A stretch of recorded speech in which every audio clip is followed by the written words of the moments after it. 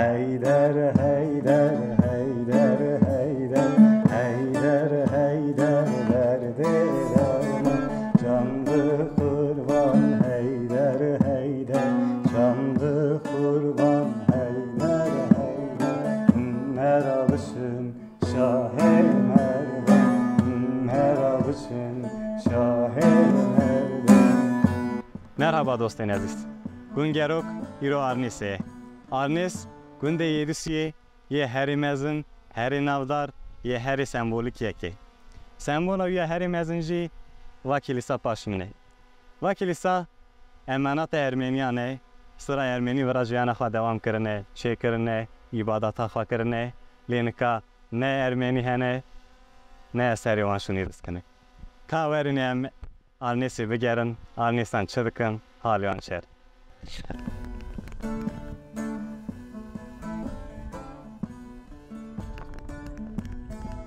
Halti merhaba. Merhaba. Durma yerinde. Valla sağ olasın, teşekkür ederim. Tüçeri. Rindi. Tabii. Hediye tüçeri, baba tüçeri. Çok şükür, gürende. Tevlige bekar ne? Gere yaz perspektif ama ben sormam lazım ama sen soruyorsun. İmam yardım edin. Evli miyim, bekar mıyım sence? He. Sence evli miyim? Sence herhalde bekarsın. Nereden belli? Bekarlar nereden belli? Vallahi kalbimde söylüyorum. Valla doğru bildim bekarım. Nasılsın? İyi misin? Halin, keyfin, Vallahi sağlığın? şükür idare ediyorum. İşte bazı rahatsız, bazı sağlık geçiyor. Ben kanser hastasıyım. Ben kanser hastasıyım. 5 kere ameliyat oldum. Göğsüm alındı, böbrek alındı, zafran kesici aldım. Çok çektim. Köy havası çok güzel, çok bana yarıyor. Değil mi? İzmir'de olsaydı şimdi çoktan bitmiştim. 6 ay buradayım, 6 ay İzmir'deyim. Hem şehirli hem köylüsün. Hem şehirliyim hem köylüyüm. 2 tane oğlum var. 4 tane kızım var. Maşallah, Allah var. 14 tane torunum var. Maşallah. Allah sağlık saat versin, canı sağ olsun, mutlu sağlıklı olsun. Amin. Kardeşime diyeyim. Amcayı ne yaptın amca? Amcayı postaladım. Postaladım. Dedim git sen orada hep yap, hazırlık yap. Ben geliyorum. Ben peşinden gelirim. Desenin ağırdan al, acele etme. Yavaş yavaş yapsaydı orada. İşte o da yavaş yavaş yaplar, kağıt mağıtları yapıyorum. Vizem ne zaman çıkarsa o zaman giderim. İnşallah bizden geç çıkar. Vallahi Allah bizi el yağda düşürmesin. Amin. Yatağa düşürmesin, çocuklara yük etmesin. Ölüm Allah'ın emridir. Bir gün olmuşuz, bir günde ölürüz. Bir gün burada bir tepe var. Biz o taraftan malı getirdik. O da bu tarafta getirdik. Birbirine kattık, oturduk. O da bulur çalıyor. Oo. Ben de el işi yapıyorum. Vay vay vay. Bulur çaldı, el işi yaptım. Bekle. Bir baktık aşağıda hu la kurt da hayvanın içine girmiş, kurt girmiş. Baktı ki 7 tane koyun benim için 7 tane koyun kurta verdi. Ya. O sevdiği kıza kaval çalıyor. O da kaval çalıyor. Demiyor ki mal gitti. Kurtlar da koyunları çalmış. Mutlu geçti mi ömrün amcayla? Sana kaval çalıyor muydu evlendikten sonra? Evlendikten sonra çalmadı. Demek ki beni kandırıyormuş. Her şey evlenene kadar. Her şey evlenene kadar. Evlendim ya. Bilur. Ama bitti kaldı. 7 tane keçi vermiş senin. He vallahi billahi 7 tane koyun kurta verdiler. Bilur çaldı. Hayvanlar gitti. O da millet farkında vardı. O zaman orman çoktu. O zaman burada kestiler bayağı. Oranı devlet kestiler. Şimdi biraz az. Gençliğinde hiç şarkılar, maniler, türküler Ya söyler çok miydin? söylüyordum da şimdi unutkanlık çok. Bence yine hatırlarsın bir küçük bir şeyler. Vallahi ne hatırlayayım. Mani hatırlarsın, türkü Mani. ne olursa. Ya zor. Dertliyem dereliyem, kim bilir nereliyem. Çay içtim dilim yandı, tüküldüm kilim yandı. Kilimdeki vazgeçtim, bahçede gülüm yandı. Gidin çeşmenin başına, sabun koydum taşına. Anne kore, kör dizim kore diyeyim. Anne kör bu cahil yaşımda neler geldi başıma. Bitti vallahi. İyi maşallah. iyi maşallah. Vallahi çok söylüyordu. Önce düğünlerde bu kına vururken davul zurna çalmıyordu. Hep beni ağızdan, söylüyordu. Hep ağızdan. Hep ağzından beni söylüyordu. Kına vuruyordu gelin eline. Sen Bay bay. Benim ismim Sakine Hanım. Ay Allah'ım yarabbim. Sakine Hanım he? He? İyi maşallah. Ya. Antomancı zanın evka zamanı. Şu onu zamanı zanı bu. Ya valla ülkeyi masyamayın. He? O da bizim eksimiz. Hiç kimse bilmiyor bizim dili. Bizim dil nasıl bir dildir ben anlamadım ki. Navite çavi. Ne yapayım Şahidere. Şah Haydar. Navite kile kriye. Şah Haydar. Vallahi navemi Bapiremi lekriye. Bak bir. Evet. Şahidar dedemin anlattığına göre Şahidar bir pehlivanmış. Pehlivan.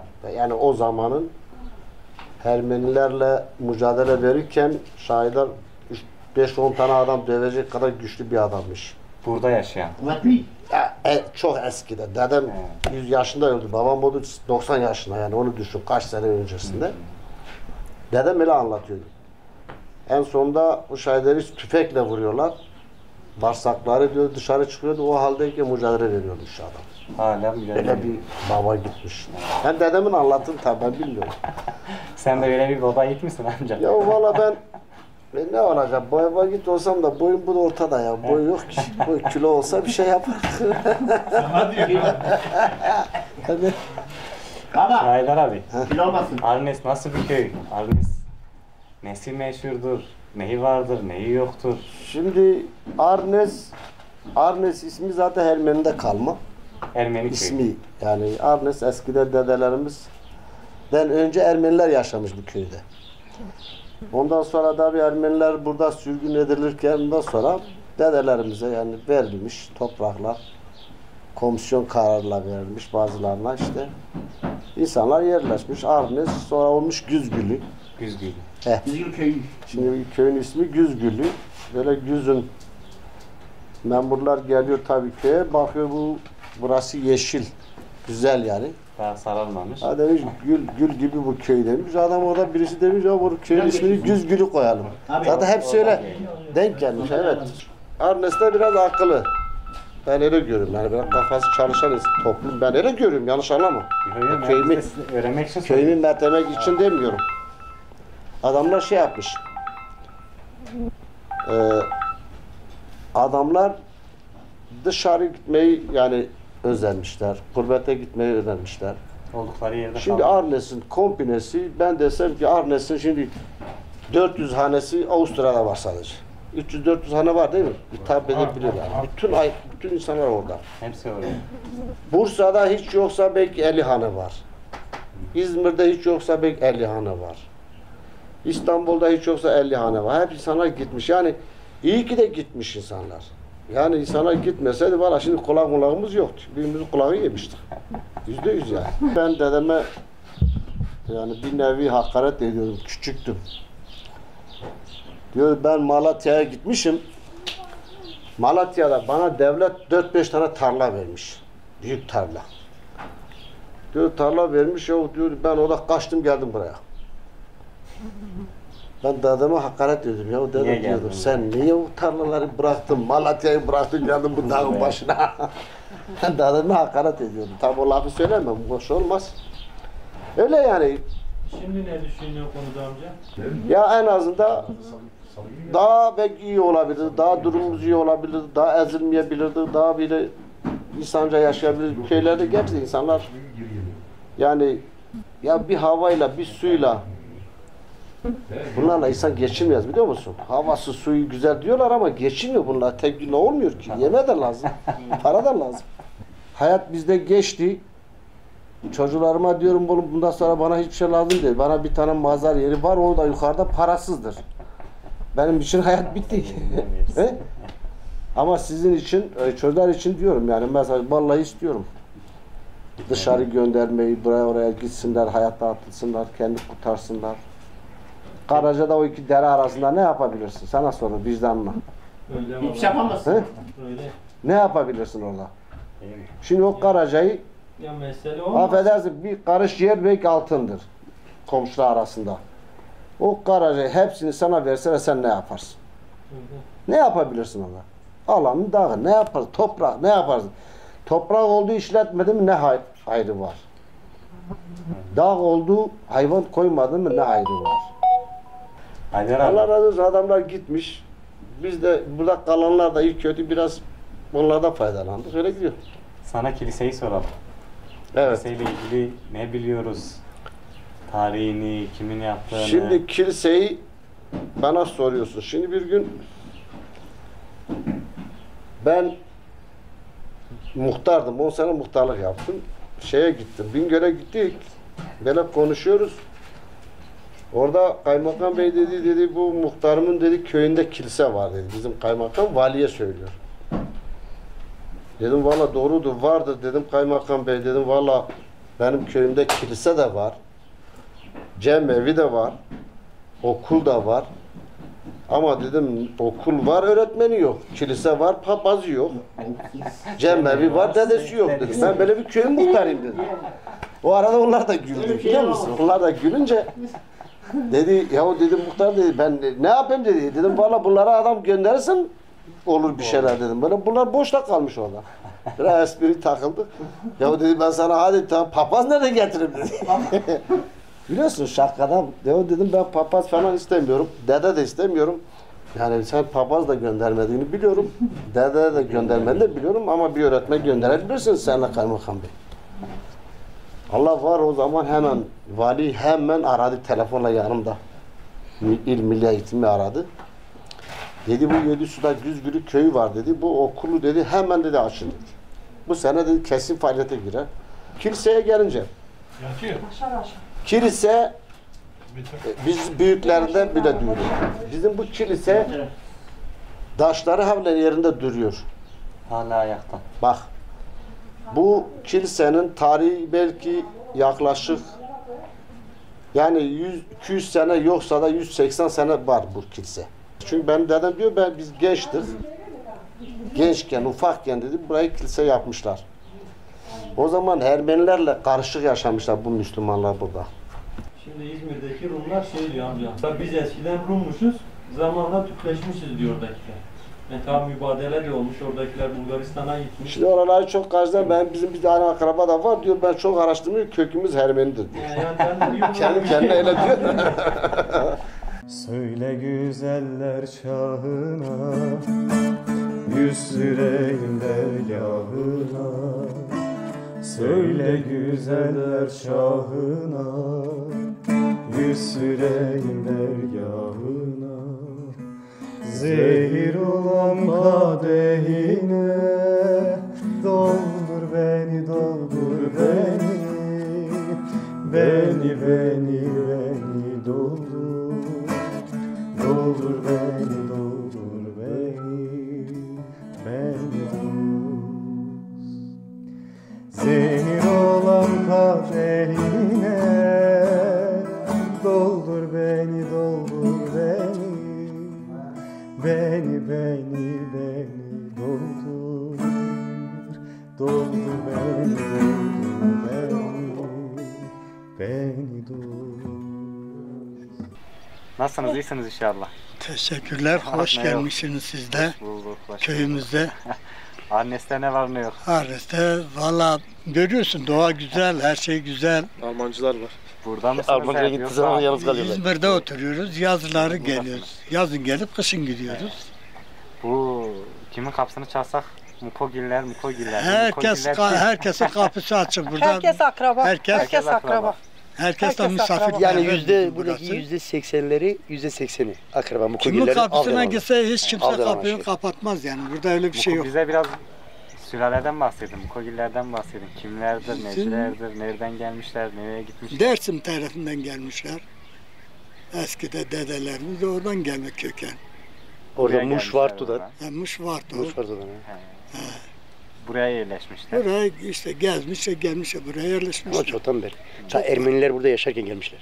Ermenilerle komşuluk, Beraber komşuluk yaşamışlar, yapmışlar yani. Beraber bizimkiler. yaşamışlar. Şimdi Mukogillerde Ermeni Yok. falan yok. Yok, yok. Yok yok. Yok. Ya onu da biz de iyi halis bilmiyoruz. Mikoyuz avdeliciyiz. Bize avdelic diyorlar. Aşağı Avdeli. Avdeli. Aşiret avdeli. Bak çok Avdelyan, Saraydı suda Aleviler, karışık bunlar var. tabii canım. Şimdi bizim avdalanlar çok mert. Bir olmaz, beş Mert olmaz, yani. beşi bir değil mesela. Ekmeğini herkese paylaşır. Peki sizin dikkatinizi çekin, burada gelen hangisini avdalan, hangisi müldür veyahut da Mukogill'in ev kapısını çal. Hatta kimse kapısını kapatmaz. O gece bile seni misafirler bırakmazlar. Allah Yabancı da korusun. olsa. Allah Ben bunun korusun bir mesela şey olsa da birbirine küs 8 olsa yaşında da burada çıktım. asla 9 yaşındaydım. asla Şimdi yaşım 50. toplum içinde O zaman da birbirini biliyorum bırakmıyorlar. kışın burada gelirlerdi. Akraba olarak. Başka Evet, köylerden. Yani birbirini bırakmıyorlar. Yine Haftalarca giderler. aylarca kalırlar. Yol Küslük kapalı yok. olurdu. Yani bu Aleviymiş, yok. Bizde Sünniymiş, öyle bir şey şu yok. aşırı yok. Mukogiller Açarlardı. hanedanlığıyla, misafirperverlikle Aynen. Evet, Eskiden evet, beri. evet, aynen öyle. Ya bunun Babam kime 30 sene muhtarlık 7 yaptı. suya sonra onlar da söylerler. Yani şu an Mukogiller çoğu köyde mi yoksa çoğu Almancı Yok, mı? dışarıda, çoğu dışarıda. Çoğu dışarıda mı? Çoğu dışarıda birkaç ev var onlar da %85'i dışarıda. misafir, misafir olarak gelmiş gitti. Yani burada- gidecekler. Kim var? Allah. Hepsi Kalıcı olarak yok şu dışarıda. anda. Hiç Mesela kimse burada yok. kışın kalıcı yok. Hepsi dışarıdalar. Hiç yok. Kışın kalıcı yok. Yok. Hiç yok. İzmir'de bunlar geliyor amcamlar. Ha. Gerisi hepsi Avusturya Almanya. Ya amca biraz Arnes'i anlat bize. Arnes nasıl bir köydü eskiden? Ağrıs çok Gelenekler güzeldi nasıldı? eskiden. Görenekler nasıldı? 150 hanelik köydü yani. Şimdi Büyük bir millet köy. kalmadı tabii. Büyük köydü yani. Çok kalabalıktı. Mezreler çok. Köy Mezreler çok karabalıktı. Şimdi evler büyük olmuş, Millet böyle çatılar yapmış. Ondan köy iyiydi. küçüktü. İnsanlar küçülmüş. Ev çok Eski büyük. insanı köy çok- daha çok iyiydi. büyük bir Eskiden köy daha vardı. insanı çoktu. Siz ikiniz akraba mısınız? Yoksa Akrabaydı. Onlar da avdalan. Uzakta. Biz de avdeliciyiz Öz ama akraba değil, uzakta uzakta akrabayız. akrabayız. Yani amca, teyze, Aynı aşirete. hala, mola bir şey değil. nasıl oldu işiniz? Görücü usulü mü oldu? Vallahi yok. Valla biraz zor Kaçamak oldu.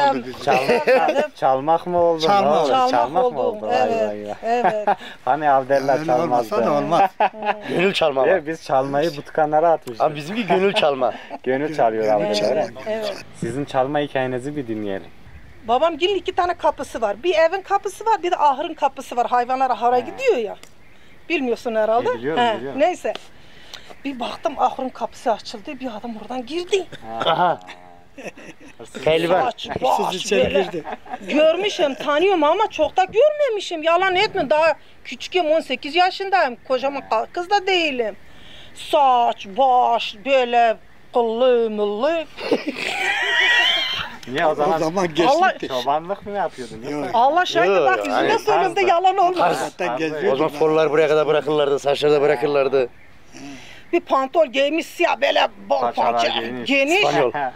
Ha böyle ellerimi tuttum böyle durdum aşağıda bakın yukarı baktım. Allah şahittir akşamlarda misafir geliyor hamur legende ekmek pişireceğim.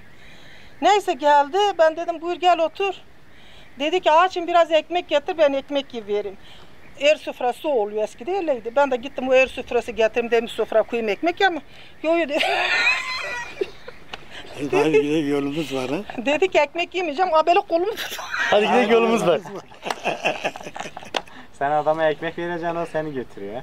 Gücü yetmedi bana. Ha, Allah Allah. Vallahi billahi. Gücü Sana bana... karşı çıktın yani. Tabii ki canım. Gücü bana yetmedi. Ta buradan arkamda geliyor. Sürüklüyorum ta 15 Sen çayırlara. onu sürüklüyorsun. Evet. Ben yalan Amca sen ne yapacaksın amca? Sen karizma Abdül için yanımda yalan söylüyor. Sürüklüyorum ta o çayırlara kadar götürüyorum. Niye götürüyorum? Babam da Aşağıda. aşağıda turpan biçiyor. Babanın yanına götürüyorsun yani. Ha, çekiyorum götürün ki yani görsün Babam beni diyor. bıraksın. Evet. Bırakmıyor beni. Sonra bir arkadaş geldi yana. Ecem ben de ellendim. Ha de yalan. Onun arkadaşı geldi. Evet. Kaç Kim? kişi gelmiş bilmiyorum. Halimiz de maskış. Hey! Neyse ben de biraz ağabeyimde korkuyum. Ağabeyim de gitmiş analığımı getiriyor. Bu saatlerde Allah şahitti. Karanlıktı ya. Bu saatlerde eve geleceğim ama ağabeyimde korkuyorum gelemiyorum. Böyle bir köşede çöktük kaldık. Akşam oldu. Ağabeyim korkusu da evime gelmedi. Yani onlar seni götüremediler o gün. Götürdüler. Ha, onlar seni aldı götürdü iki Tabii kişi. ki beni götürdüler. Ya bizim meselesi. Bizim hikayemiz de orada bitti. He? Nasıl geçti? Ömür nasıl geçti beraber? Ha şimdi bak ne güzel. Kaç sene oldu? Hem iyi hem kötü geçti. 50 seneyi geçti. tabii ki. Yani eyvallah mı diyorsun yoksa lanet mi diyorsun?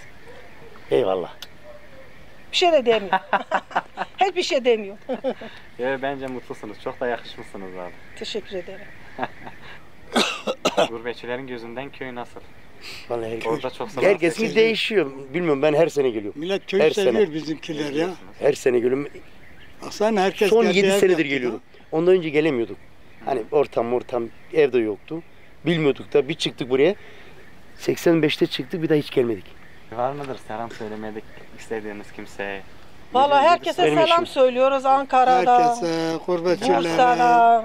herkese, bizi soran herkese selam olsun. Çocuklar gözlerinden öpüyorum. Kızlarıma, olanlarıma, Erdal'a, Serdal'a, Sercan'a. Ama izleseler. Evet. Sen o zaman arayacaksın, soracaksın. Özellikle Bu kanala abone olun. Değil mi? Arya Zana. Dayı dayı dayı dayı beke samımayı Dayı dayı dayı dayı beke samımayı Felek imişi bir yol şiardı şayi şiardı şayi Dersimi perskena avvelata mevkiya avvelata mevkiya Dayı kesi bike çıramıra diya çıramıra diya Sultanım merhaba. Merhaba. Nasılsın, iyi misin? İyiyim, sağ ol, teşekkür ederim. Halin, keyfin, Ha, sağlığın. şimdilik idare ediyorum vallahi. Her şey yolunda. Çok şükür, buna da şükür.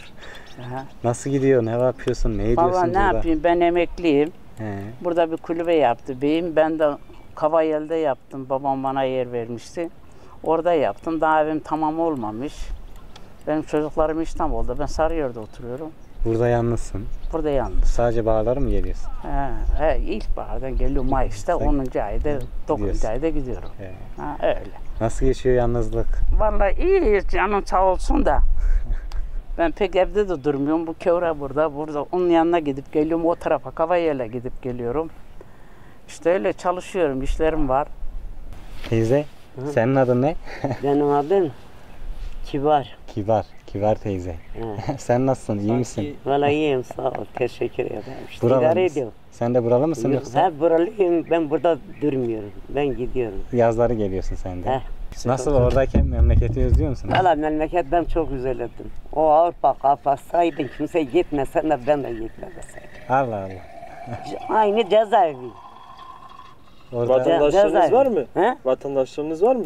var. Ben Var. vatandaş değilim ama çocuklarım vatandaştır. He. Ben Türk vatandaşıyım.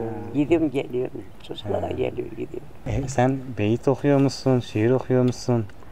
Bazen. Dertli oldu mu dertlerim çoğalır.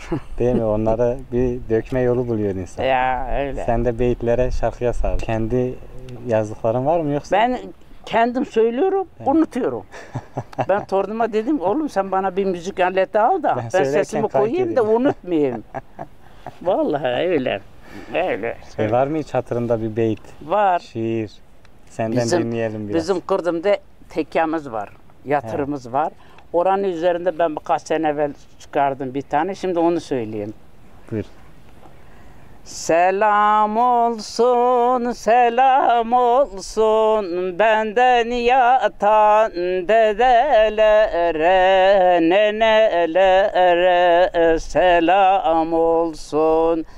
Yüce dağ başı duman almış, duman almış, otlar sararmış, solmuş. Yatan dedeler, neneler toprak olmuş. Yatan dedeler, neneler toprak olmuş. Mesela Anıtkabir'e gidiyorsun, Atatürk orada değil, başka yerde. Atatürk'e Anıtkabir'e 2 sefer gittim. Her yeri gezdim. Ağlayanlar, bağıranlar, savaşlar. Atatürk'e Tayyip Erdoğan diyor, ismini sileyim de ben koyayım başına geleyim. Öyle. Ha? Vallahi öyle adamın işi çünkü adam Seni götürüyor içeriye atıyor. ya benim neyime atıyor? Adam açıkta gözünün neyime atacak? Adam Atatürk havaalanı söktü, yeni havaalanı yaptı. Oradaki malzemesini hep çıkardı, sattı. Hayır senin sesinin hepsi orada ha. Ya orada olsun. Koymayız onlara bir şey. Ben Talib'in anasına demedim, babasına demedim. Kapat şunu ya. Konuşmasını hiç kimse bilmiyor. Burada yol yaptılar. Biz geldik aşağı arabayla çıkamıyor benim beyim. Komşu koydu motora getirdi buraya 2 sene sonra. 2 ay sonra baktım buraya ölçü ne yapıyorsunuz siz dedim. Parayı mı alıyorsun? He, yolu yaptın mı dedim. Ki sen parayı alıyorsun. Dedi ha dedi. Kılıçdaroğlu gelsin sizi kurtar. Ulan terbiyesiz dedim. Sen dedim 7 senedir ne yaptın? Sen niye zamanda yolunu yapmıyorsun şimdi para için geldi mi yapıyorsun? Vallahi ben kalkayım gideyim eve. Vallahi adama bir harçladım. O genç dedi ki abla özür dilerim. Özür dilerim. Yarın dedim yolu yapın Sen benim kendini tepeme kafanı- attırmayın. Tepeme attırma. Vallahi ben siyaset ben haklıysam hakkımı savunurum. Hakkımı savunmak zorundayım. Ha, hakkımı savunmak zorundayım. Vallahi helal olsun. Var mı selam söylemek istediğin birileri, çoluk çocuğu? Hepsine selam söylüyorum. Çocuklarıma da, beni sevenlere de, duyanlara da çok selam söylüyorum. Hepinizi de gözlerinde öpüyorum. Size de teşekkür Sesine, ediyorum. İyi ki yüreğine, gelmişsiniz. İyi sen ki var olasın. konuşmuşsun. Teşekkür ettik. Ben de Sen var teşekkür olasın. ederim. Vallahi. Buranın yolu yok, okulu yok, servisi yok. Burada 12 ev mi, 13 ev var hane olarak. Niye yok amca buradaki ev? Ya bakmıyorlar, ne bileyim muhtarlar bakmıyor. O değil, bu yol yok, yollar yok, yolu yapmadılar. Buradaki adamlar yani işkence çekiyorlar. Öğrenci burada taksiye, güzgülüye gidiyor, orada servis de yok, servis de getirmiyor. Şimdi millet Avrupa'ya gitti de kendini kurtardı. Ötekiler de işte batıya gittiler. Yani adamlar kafasını çalıştırdılar, yer aldılar, yurt aldılar, dükkan aldılar derken yalnız buranın milleti çok zekidir ha. Benim babam hep şey diyor Zazalar çok zeki diyor biz kurmancılar şey değiliz. Allah daha versin Arnası milleti çok zeki. Bir kişi gitti Avrupa'ya. Ardından hepsi gitti ya. 100 kişi götürdü. Öyle. Yani bile adamları çok zeki.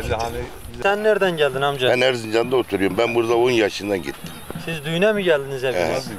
İşte bu çerkoların düğü için çerkolardan başka. Senin ismin de mi Çerko amca? Benim dedemin ismi takmışlar bak. Peki Erzincan mı burası mı amca? Hangisini tercih edersin sen? Valla yegen beni buraya memur olarak gönderseler istifa ederim. Niye? Ya ben alışmamışım. Ta senin dedenden buraya Çerkolar diyorlar değil mi? Yani Şimdi bizim lakamımıza Çerkogil diyorlar. Alıverdi Gil. İsimden gelmiyor Çerko. Ben o ismi, o lakamı bana isim olarak takmışlar. Dedem çok çalışkan, çok doğru bir adammış. Ondan sonra sen dediğin doğru. Burada hep Çerkolar var yani kimse yok. O lakamdır yani şimdi Çerko demesi tanımaz. Nereye gidip Çerko Bizim burada lakam. Bir de bu arkadaşlar bunlar da arazi al, bunlar da ortaklar. Bunlar da bizim derezalar yani. Bunlar da Çerkolar sayılır. Aynı aşiretteyiz. Ama onlar sanki Çerkolardan saymıyor kendini. Yok biz onlar Çerkolar sayılır. merkezde oturuyorlar. Biz saymıyoruz. Bizim zaten lakam bana işte lakam isim olarak bana takmışlar. Dedim. Amca çok teşekkürler röportajınız için. Bize söylemek istediğiniz bir şey var mı? Yok biz sağ olun. Bunu yayınlayacağım. Köylüleriniz falan izler. Köylülerinize bir şey söylemek ister misiniz? Bana birlik beraberlik istiyor. İsteriz ki işte bu yolu düzenli bulsun getirsinler. Köye çalışsınlar. Birlik beraberlik olsunlar. Abi kolay gelsin. Sağ ol, hoş geldin abi. Hoş buldum. Nasılsın abi? Teşekkür ederim, sağ ol. Sizler nasılsınız? Ben de iyiyim, teşekkürler. Sen aşçı mısın burada? Evet. Nereden öğrendin abi öyle? Ya valla bir ara Ankara'da çalışıyordum böyle bu yemek işlerinde. Evet. Öyle ben ustaların yanında çalıştım, öğrendim. Şimdi yapıyorum vallahi. Sizin gibi şu kazandaki çok güzel gözüküyor abi. He. Belli ki. Diyorum ya çok güzel. Ya biraz yürü lan ama. Nasıl seviyorlar mı senin yaptığın yemekleri? He seviyorlar. Herkes de memnun seviyor yani. Yemekler zaten belli değil. Peki sen böyle parasıyla mı çalışıyorsun yoksa Ya var. ücretsiz Valla mi parasıyla değil yani. İsteyen mesela tabii ki bu yemek yani zor iş yani. öyle. İsteyen adam senin el emeğini veriyor yani. Parasız da yapıyorum, parayla da yapıyorum. Sen yani bu köyde yaşıyorsun? He, ben bu köydeyim. He. Bu yukarıda mısın yoksa köyün içinden misin? Yo, ben burada oturuyorum. Burada. Evet, evet. Ne yapıyorsun? Hayvancılık falan mı He, yapıyorsun? hayvancılıkla. Ne besliyorsun? Koyun keçi. Koyun keçi. Evet, evet. Zor oluyor değil mi koyun keçi? Ya valla zor oluyor da ama ihtiyaçtır. Mecbur. Gerek insan yapması, gerek çalışması lazım. Bu bölge çok ormanlık. Aynen, aynen. Nasıl? Kurt ayı falan çok Aynen, oluyor aynen. mu? Onlar da çok doğru da. Senede kaç tane veriyorsun mesela? Ya valla kurda? bazı zamanlar var ki çok veriyor. Bazı zamanlar var ki o hiç yani o çobana bağlı bir şey yani. Biz de Çoban mesela yapıyoruz. cesur olursa öyle. hiç şey yapmıyor yani. Biz senin koyunlara mı ait abi? Buyur. Et senin koyunlara mı ait? Evet, evet. Kendi ev malımız. He, bizim kendi ev malımız. He. Tatlı oluyor, lezzetli oluyor ama koyun keçi olduğu için yem de vermemişsin falan. Çok da lezzetli Peki oluyor. burada kayıp oldu mu nasıl buluyorsun sen? Her taraf orman. Kayıp oldu mu ya buluruz, arar buluruz vallahi. Kendileri çıkıp geliyorlar, alışkınlar ya. He. Abi sohbetin için teşekkürler. Bir Bize şey değil. söylemek Sağ istediğin ol, bir şey var mı? teşekkür. Yo, can sağlığını vallahi bir şey değil. Tu temburi esperdenne, tu temburi esperdenne, tu xwadeyi kuletenne, tu xwadeyi kuletenne. Haydar, haydar, haydar, haydar, haydar, haydar, derde verme. Candı kurban haydar, haydar, candı kurban haydar, haydar.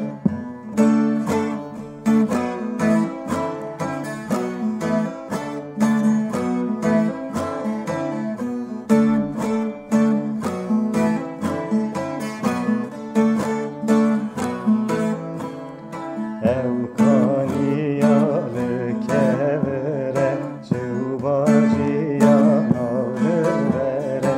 Evkaniyalı kevere, cıvbergiya nalır vere. Çare merece bıkıca, Sultan Ali yakıbere. Haydar, haydar, haydar, haydar, haydar, haydar, derde derman. Candı kurban haydar, haydar, candı kurban haydar, haydar. Meralısın şah-ı merdan, meralısın şah-ı merdan. Amca merhaba. Merhaba, hoş geldiniz. Hoş bulduk, hoş bulduk. Nasılsınız, iyi misiniz? Teşekkür ederim, sağ olasın. Siz ne yapıyorsunuz? Çok sağ olun. İyisiniz. Razı olsun, İyiyiz çok şükür. Amcam. Buyurun. Adın nedir? Ekrem. Ekrem. Evet. Ekrem soyadı? Şavlı. Ekrem Şavlı. He. Ekrem amca kaç yaşındasın? Vallahi 70 yaşındayım. 70 yaşında. Evet. Ekrem amca, ömrün nasıl geçti? Neler yaşadın? Vallahi Neler gördün? ne ola, bazen çile, bazen güle bağlar olur işte, dünya işidir. Herhalde her mutluluğu yaşadın. Geçti işte, olur. Dünya işi, her şey de gelip geçer işte. Ne yapalım? Arnes'le aran nasıl? İyidir, çok şükür. Komşular iyi, Allah razı olsun. Hep de iyidir, ne yapalım? Dünya işi. Ekrem amca, sana deseler ki bir daha dünyaya geleceksin. Yeniden doğacaksın. O olmaz, keşke olsa. Ben de istemem ama o olmuyor. Adam bir sefer dünyaya geldim, tamam. Bitti. İkinci sefer imkan yok. Hadi diyelim ki bir şans daha verdiler sana. Bir daha Bana, geleceksin. ben inanmam. Versen iyidir ama inanmam. Arnes eskiden nasıl bir köydü? Ya vallahi iyidir, komşular iyidir, Allah razı olsun. Arnes eskiden çok kalabalık, şimdi hepsi gurbetçiler. Almancılar, Avustralyacılar. Hepsi gittiler. Hepsi gittiler yani. İki ev vardı ya, şimdi 40-50 hane kalmamış. Yazın dolur, kışın boşanır. Sen de hiç demedin mi ben de gideyim buralardan? Ya vallahi işte kafa çalışsa gitseydi iyi olurdu, işte kafa çalışmadı. İşte onda kafa çalışmadı. Kafa çalışsa iyiydi, kafa çalışmadı. Pişmansın gibi. Buna da şükür. Tek mutlu olan yeter, buna şükür. Ekrem amca, gençliğinde nasıl bir adamdın? Vallahi gençliğinde çobandım. Çobanlık yaptın. Dağa gidip geliyorduk. Ara sıra gurbete giderdik. Eskiden iyiydik. Yani en sevdiğin özelliğin neydi? Güçlü bir adam mıydın? Ya valla normal bir adam. Ben şimdi kendimde Çok çalışkan mıydın? Normal işte kendimize göre yapardık. Kendimize göre eskiden motor yoktu, şimdi motor var. Eskiden tırpandı, eskiden şimdi her şey motor, rahattır. Hep kol kuvvetiyle çalışıyordun. Eskiden neydi? Eskiden hepsi kol kuvvetli. Mesela bu kadar çaylı hepsi tırpanı pişirilirdi. Şimdi yok öyle. Şimdi tırpan yok, motor var. Motor koy arkasına, bale yap, getir içeri koy. Ama eskiden öyle değildi. Hepsi biçerdi. Ama şimdi daha iyi değil mi? Ya valla yani bana sorarsa bereket eskiden daha iyiydi. Şimdi bereket yok. Eskinin bereketi daha. Vallahi eskinin bereketi mesela rahmetli babamın zamanında bir tarla olurdu, bir buğdaylı adamın aklı duruyor. Ekrem amca bize söylemek istediğin, selam söylemek istediğin kimseler varsa, bize anlatmak istediğin... Vallahi Semo takımlar hepsine selam söyle. Bizim rakam Semo. Semolar. Semolar. Semolar dedim herkes bilir. Herkese selam söylerim. Başka bize söylemek istediğin bir vasiyetin, bir nasihatın. Ya vallahi bahsetim nasihatim yok. Bu da meydandaydı. Vasiyet nasihat. Ben ne söyleyeyim ben şimdi. Vasiyet söylese hem de ölüyor. ben daha ölmeyi istemiyorum. Ben daha gencim. Ben niye öleyim? Dünya tatlıdır. Aynen. Kormancı Zani. Hey. Ne haber Elçiye? Zekiye. Zekiye. Partiya Zekiye to çen sali? Ha? Çen sali? Kaç sali? He. İşte 3 sali. Ey maşallah, ey maşallah. Yine genci. Yine horti hort. Kale. Amca save. Çu. Hadi. Çak da çu. Merak edikine çay koy. Tuttur bir ya amca da ki çe. Ha. Evet, ben cim bu. Değil mi? Bunu ka, jenekte be bımre. Aynen öyle. Berber ne o? No. Çer bu, bere çer bu. Bas, daha kayma. Allah ver. Daha bas. Ara ve çer bu, ara ve çer bu. Aramarım bu ama yersin bu, çetin bu. Allah Allah. Vallahi. Vani de arne şuturu yani arne zirrindu. İta. Ya. Bere çer bunu kaç çere? Berende şuturu bana. Be insan diye bu yüz vardı, göz vardı, komşuluk vardı, büyük küçüklük vardı. Şimdi hiçbir şey yok. Görende ben yüzünü çevirip gidiyorlar. Ne için? Para var, para. Para dünya. Dünya mali dünyaya kalır. Yere gitmiyor. Beri çarı, beri vet var. Düşün beri, zevi düşün ya. Sap vardı kırdani, bederdi kırını, badı kır, nanderdi kız, dadı bir beri.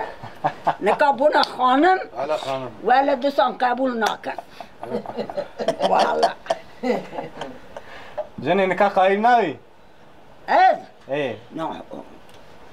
Benim amver düşükleyen nikah maşine kancan düşüp makine devdi ki makine mangal düşüp makine her bir şey makine hem desan Amerikancı değilim her canemi böyle. Abi size soralım, nerede yaşıyorsunuz? Bana şuna malafet. Ben hem bir tarım dağınızım. Tabii yani burada Büyüdünüz. 14 yaşta kadar. Adana nereden esti? Neden Adana? Koca'ya gittim. Koca'ya gittim. Adana'dan evlendim. İşte hanım Adanalı. Genç bir Arnesli. Gitmeli mi kalmalı mı sizin gözünüzde? Ya burada yapabileceği bir şeyler varsa kalmalı. Çünkü bura gerçekten git dünyayı gezken buna keyfi ayrı. Yine burada. Yani ayrı bir şey.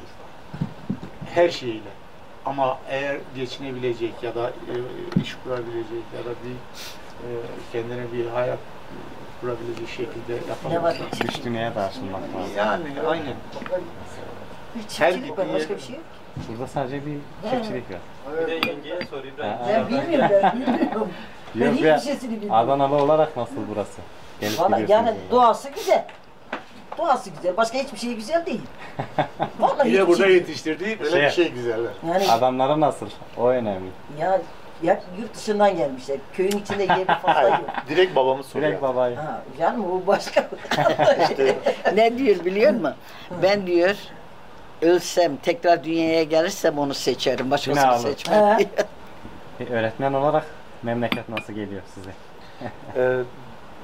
Gayet güzel ama işte ben tatil için geliyorum. Buranın çilesini çok çekmiyorum. Bilmiyorsun. Burada yaşayan insanlar buranın bütün zorluklarını yaşıyorlar.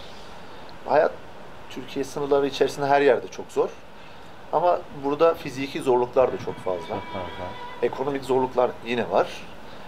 Sosyal zorluklar yine var. Üstüne üstlük bir de fiziksel zorluklar var işte.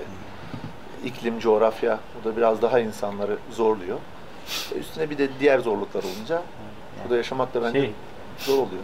Kültürel uzaklığı ben merak ediyorum. Yani buradan göç etten çocuklarınızı nasıl yetiştirdiniz yani?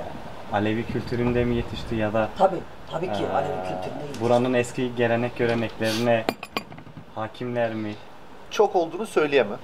Burada gördüğüm birçok gelenek bana çok yabancı geliyor ya da şaşırıyorum. Bilmediğim şeyler. Mesela düğünlerde davetiye dağıtan bireyin bahşiş aldığını sonradan öğrendim ben. Burada öğrendim. Ya da şöyle bir şey olduğunu mesela düğün günü davulcunun işte kapı kapı dolaşıp insanları düğüne çağırdığını burada öğrendim. Yeni öğreniyorum neler varmış. Bu da mı varmış? Bazı ritüeller. Nasıl geliyor? Böyle absürt mü geliyor yoksa? Kimisi absürt geliyor. Ama sonra işte bir antropolojik olarak temelleri olduğunu görünce diyorsun evet bu buradan geliyor aslında. Belki başka bir inançtan alınmış ya da esinlenilmiş ama bir mantığa oturtabiliyorsun sonuç olarak. Ne bileyim işte ormanın kutsallaştırılması çok mantıklı belli bir şeye doğru ya da dağın kutsal olması çok mantıklı geliyor. Çünkü onunla yaşıyorsun, ağaçla yaşıyorsun. Evet yani hayatın bir parçası ve senin için çok kıymetli.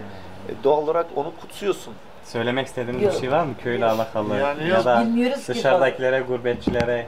Ben sadece bir şey söyleyeyim. Sık karşılaştığınız bir şeydir eminim.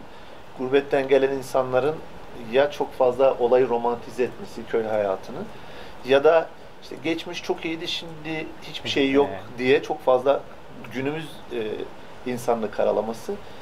Ben ikisine de bir eleştiride bulunayım. Köy hayatı güzel ama bize güzel. Biz tatilde geliyoruz, ayaklarımızı uzatıyoruz. Yaşayan ama insanlar için çok zor. Romantize edilecek tarafı yok.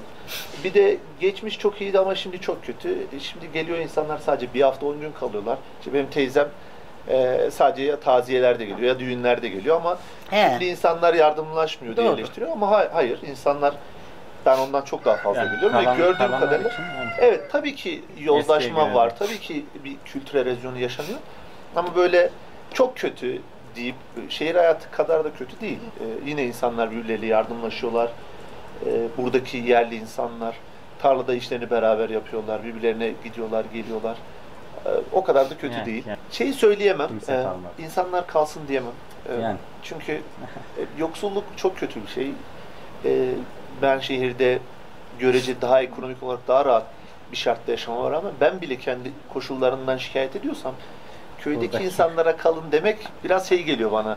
Haksızlık gibi geliyor. Ama şu da başka bir gerçek. Evet. Keşke en azından gurbetçiler her yaz imkanı olanlar köye gelseler, çocuklarıyla beraber gelseler. O dünyayı görse o çocuklar. Evet, burayı görsünler. Burada bir yaşam devam etsin. Benim babam şey der hep. Ben öldüğüm zaman beni köyüme getirin diyor.